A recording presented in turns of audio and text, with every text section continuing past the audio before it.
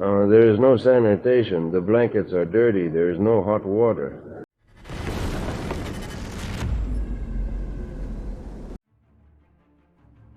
On the night of February 28th, the Ukrainian Defense Forces destroyed a Russian warehouse with thermobaric ammunition. The facility was located in the temporarily occupied territory of the Donetsk region.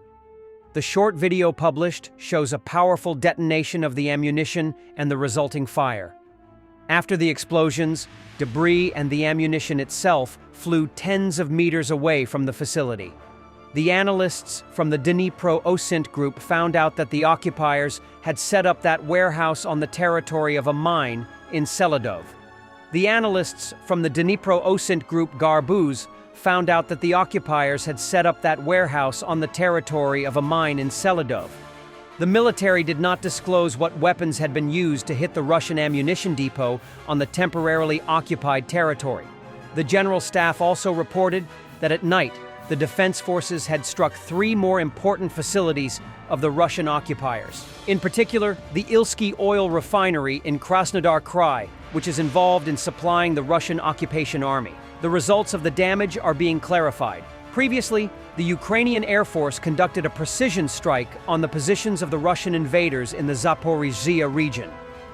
It is reported that the position had belonged to the 2nd Motorized Rifle Battalion of the 64th Separate Guards Motor Rifle Brigade of the Russian Army.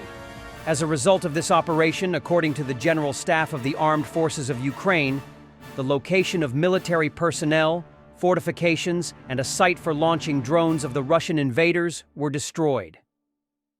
Toretsk direction.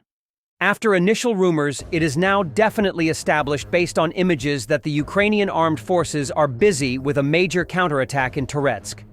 It has already reached the center and is advancing from 2 sides. The Russians seem to have overstretched their supply lines.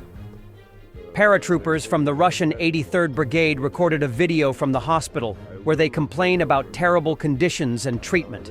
Their packages are taken away. They are either thrown away or not given back at all. They are not allowed to see their families, and they are in terrible living conditions. Dirty blankets, no hot water, only 1 shower for 80 people. In addition, one of the men in the video needs an operation, which is denied. The brigade command simply ignores their requests and complaints. They're taking our passports. They say that they should keep them. I will not hand over my documents. There is no sanitation. The blankets are dirty. There is no hot water. They forbid us from having meetings, forbid us from receiving parcels. In general, they want from us, it's unclear what.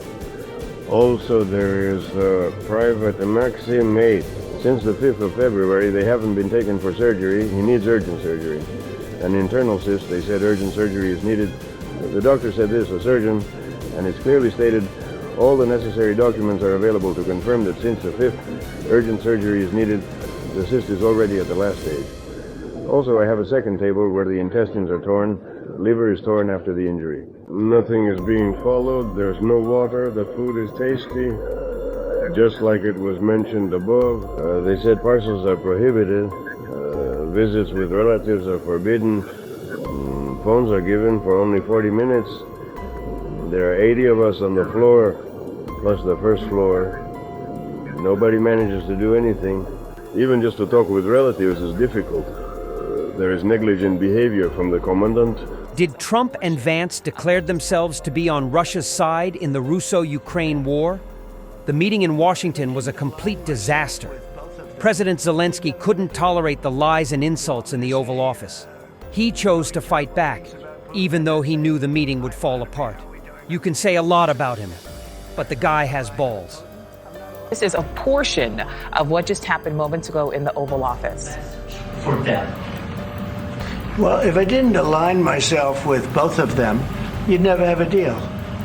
You want me to say really terrible things about Putin and then say, "Hi, Vladimir, how are we doing on the deal?" That doesn't work that way. I'm not aligned with Putin. I'm not aligned with anybody. I'm aligned with the United States of America and for the good of the world. I'm aligned with the world, and I want to get this thing over with. You see the hatred he's got for Putin. It's very tough for me to make a deal with that kind of hate. He's got tremendous hatred, and I understand that, but I can tell you the other side isn't exactly in love with him either. So it's not a question of alignment. I'm aligned with the world. I want to get the thing set. I'm aligned with Europe. I want to see if we can get this thing done. You want me to be tough? I could be tougher than any human being you've ever seen. I'd be so tough. But you're never going to get a deal that way. So that's the way it goes. All right, one more question. I want to respond to this. So look, for 4 years in the United States of America, we had a president who stood up at press conferences and talked tough about Vladimir Putin, and then Putin invaded Ukraine and destroyed a significant chunk of the country. The path to peace and the path to prosperity is maybe engaging in diplomacy. We tried the pathway of Joe Biden of thumping our chest and pretending that the President of the United States' words mattered more than the President of the United States' actions. What makes America a good country is America engaging in diplomacy. That's what President Trump is doing. Can I ask you? Sure. Yeah? Yeah. Okay. So he occupied our big parts of Ukraine, part of East and Crimea. So he occupied it on 2014. So during a lot of years, so I'm not speaking about just Biden, but those time was Obama, then President Obama, then President Trump, then President Biden, now the President Trump, and God bless, now President Trump will stop him. But during 2014, nobody stopped him. He just occupied and took. He killed people. You know what the contact 2015. 2014. 2014 and 2014. 2014? Yeah. So I was not here. Yeah, but that's exactly right. Yes, but during 2014 till 2022, the situation the same. The people have been dying on the contact line. Nobody stopped him. You know that we had conversations with him, a lot of conversation, my bilateral conversation, and we signed with him, me, like a new president. In 2019, I signed with him the deal. I signed with him, Macron and Merkel, we signed ceasefire. All of them told me that he will never go. We signed him with gas contract. Yes, but after that, he broken this ceasefire. He killed our people and he didn't exchange prisoners. We signed the exchange of prisoners, but he didn't do it. What kind of diplomacy, JD, you are speaking about? What do you mean?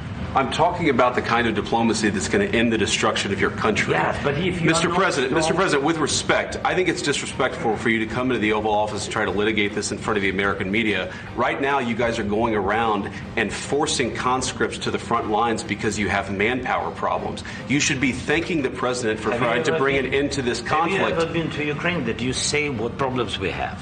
I have been to. Count one. I've actually watched and seen the stories, and I know what happens is you bring them on a propaganda tour, Mr. President.